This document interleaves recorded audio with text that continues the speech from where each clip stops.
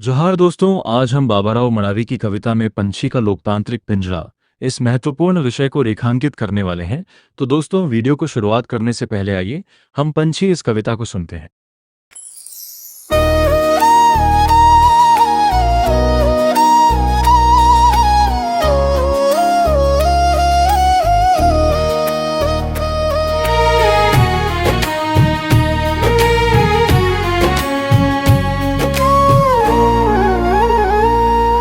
पंछी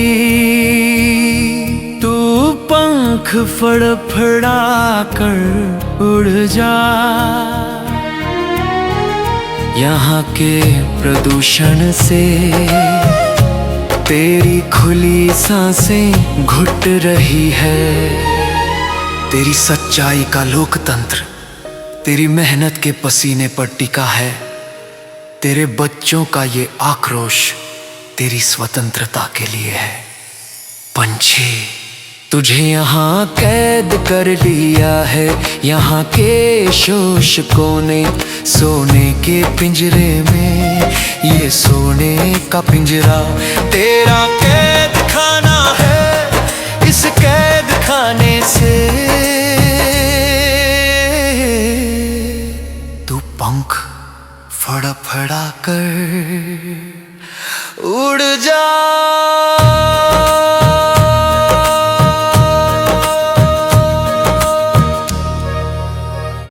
तो दोस्तों, पंछी कविता सुनने के बाद हम कविता के महत्वपूर्ण पक्ष पर बात करते हैं।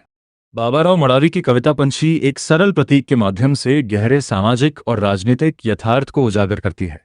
इस कविता में पंछी केवल एक पक्षी नहीं, बल्कि आम आदमी, विशेषतः शोषित और वंचित वर्ग का प्रतिनिधि है। कवि ने लोकतंत्र की उस विडंबना को रेखांकित किया है जहां स्वतंत्रता का दावा तो किया जाता है, परंतु वास्तविकता में मनुष्य अदृश्य बंधनों में जकड़ा रहता है। सोने का पिंजरा आधुनिक लोकतांत्रिक व्यवस्था का प्रतीक है, जो बाहर से आकर्षक और सुविधाजनक प्रतीत होती है, लेकिन भीतर से वो स्वतंत्रता को सीमित करती है।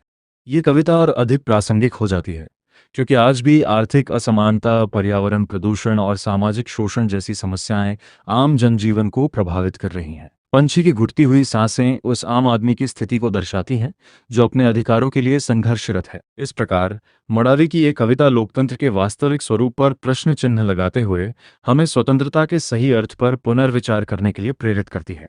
बाबाराव मडावी की पंछी कविता में कवि ने एक पंछी के माध्यम से समाज की जटिल परिस्थितियों और लोकतंत्र की विडंबनाओं को व्यक्त किया है। कविता की शुरुआत में कवि पंछी से कहता है कि वह अपने पंख फड़फड़ाकर उड़ जाए, क्योंकि यहाँ का प्रदूषण उसकी खुली सांसों को घोंट रहा है। यहाँ प्रदूषण केवल पर्यावरणीय समस्या नहीं, बल्कि सामाजिक, राजनीतिक और नैतिक प्रदूषण का भी प्रतीक है, जो मनुष्य की स्वतंत्रता को बाधित करता है। कवि आगे कहता है कि पंछी की सच्चाई का लोकतंत्र उसकी मेहनत और संघर्ष पर टिका है।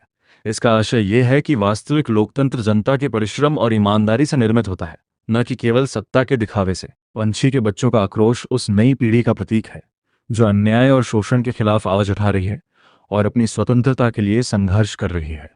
कविता के दूसरे भाग में कवि यह स्पष्ट करता है कि पंछी को सोने के पिंजरे में कैद कर लिया गया है। यह पिंजरा उन भौतिक सुख सुविधाओं और झूठी चमक दमक का प्रतीक है जो मनुष्य को भ्रमित करती हैं।